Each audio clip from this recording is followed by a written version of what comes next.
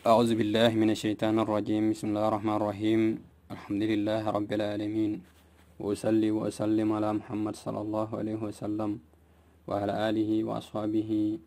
ومن اهتدى بهديه واستنى سنته إلى يوم الدين. وبعد السلام عليكم ورحمة الله وبركاته. بعدين لو تعالى تنتو الله سبحانه وتعالى أني وصل كلام صلى الله عليه وسلم بتنتنا درسو انتي من بدنتي 40 نووينا ba tola ban inshallah taala de maroka donc ni nam hadis bi sabani sagin jangati donc ko an abi hurairah radhiyallahu anhu qala rasulullah sallallahu alaihi wasallam ramta abi hurairah ma al mudunya la abi hurairah sama abi hurairah ko qala rasulullah sallallahu alaihi wasallam ko kila ko kishonne wabama inna allah ta'ala man sakallan ke khala ko abi hurairata ko kila ko sallallahu alaihi wasallam ko altala ko man mu'min mu'mindin adali waliyan, c'est-à-dire ne rawliyo jaguya rawliyo kon faqad azantuhu bil harbi isalon ko kha itigo akelo déclarer tigo, c'est-à-dire ala fane wala je wolam ko momondi natari khawoliyo konne isalon ko ini wolen to nyon naslande ini altala la be nyon man adali waliyan faqad azantuhu bil harb. donc momondi ni khawoliyo ko wala khaja khoya ala kulli ala ko kala memu a normal tiken koni isalon ko ini wonte nyon na ini altala be nyon faqad azantuhu bil harb, c'est-à-dire rakelo damda keso mi dame na jamu wolioti est-ce que ni hadiso ay ko man adali woliya ni men wolio jawya wolio ndaka fam nyame ani taka fam nyame nani hadiso bena fala nyame est-ce que wol mukline tiba,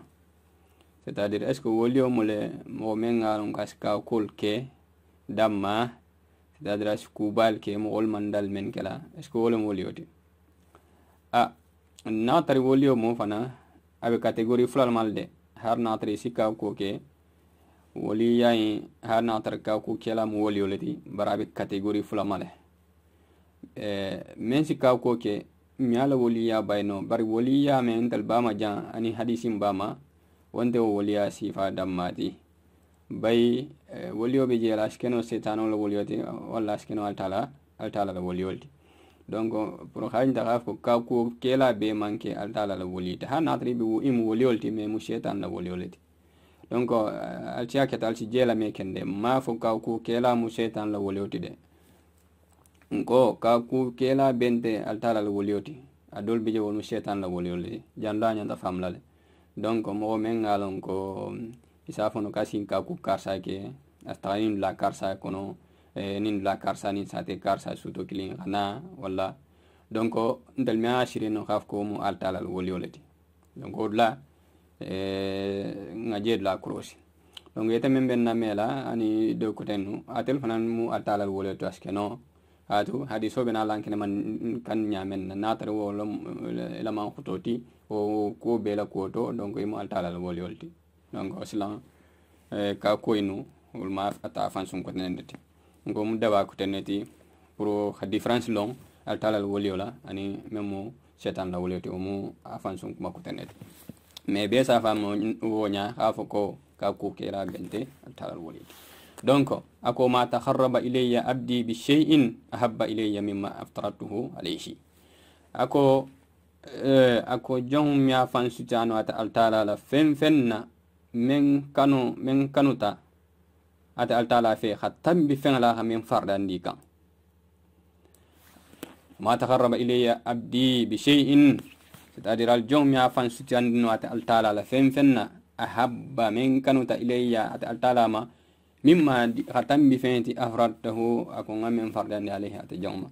donc ibe fan sutian la altala nyawo nyande ila fan sutia men ngalon ko ni re fan sutia asidia altala subhanahu wa ta'ala fem folo menti wolom men fardandi le ma ko ke folo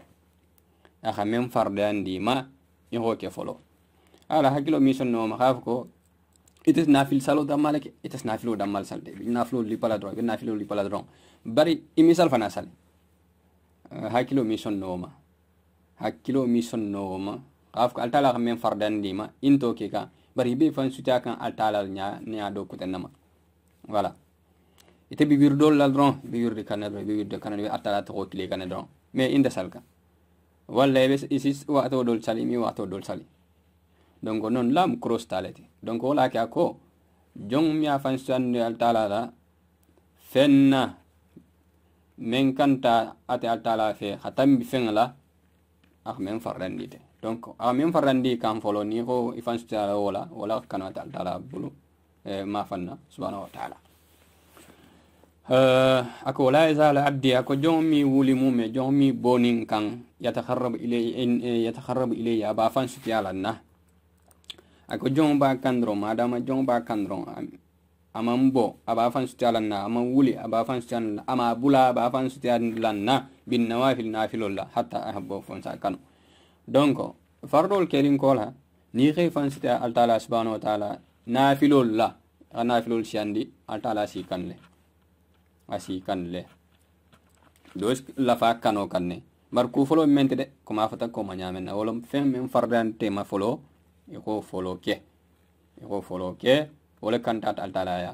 ni continue tay mawbo na filo in kan ibe continue ron fanan kan ron ako altala si kanle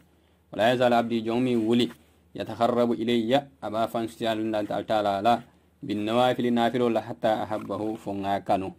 sai ni altala re kanu mun bena kala ko la en kanu entre jamandi fu jama mal entre ti kanu kanu ina entre ako fa iza ahbabtuhu ako ninga kanu wo mo yi ninga kanu wo woliyoyi parce que wala mo liyinde wala mo ko woliyoyinde fa iza ahbabtuhu ninga kanu kuntu sike sam'ahu ala la merlanti allazi la merlame yasma'u biha simero kala donc ako ni altala re kana telski tulo mengalan kebe mero kala atala be kala wote c'est-à-dire wo menti wolomu few fendi natar kule mengalon ko imanya mela ku so benta tala sitanga oma ala kulli ali khame asi kandala dron kana kuma me kumu mengalon ko imanya mela ala kulli ali bari ala kulli ali wo mu ila tangaro bla ma fanna tala sitanga wa basaruhu alladhi yabsuru bihi ananya asijero kenya menna donc abe tangala le fesi imitar haram ko jubela o yadda na blo allazi blo me yabtu biha asmutaro kala aske bloti blo me ngalum ko be mutaro kala ورجله الذي ورجله التي يمشي بها أنا أسين من عالم كاستعمالا ستأدرى سي إبلا يستعمل لا من عالم كاتالة سي الدنيا ما نعى راجع donc ni altala re kanu folo aske tulolti ibe fem mel aske altala kanu kolti o basaru alladhi yubsiru bihi ani la alame ilamer aske la mer lanleti c'est-à-dire la mer la men alon ke simero kala ani jer la men alon ke si jero kala ani bulo men alon ke sim taro kala ani sing men alon ko istamala altala be kala wolti c'est-à-dire wolo mo ibe fem mel aske altala kanu kolti ibe fem jalaske altala kanu kolti ibe fem mutalaske altala kanu kolti ibe fem ibe tal dawdan aske altala kanu kolti donc mi tad lato men alon ko ala dunyan tato ala kanu kuntato mi tad lato men alon mi fem muta men alon ko altala dunyan tato mi fen jube mi fen me altala dunyan damendo donc ni altala ke kanu asi sindi position nama wala in sa'alani na kan tara fana lawtiyannahum saso altala ko na ha tara asaso donc era je di ala importance na fa do fana modi donc ni sita in position to ni altala tara altala si demala si la do ajabi wala in sa'alani na kan tara lawtiyannahu saso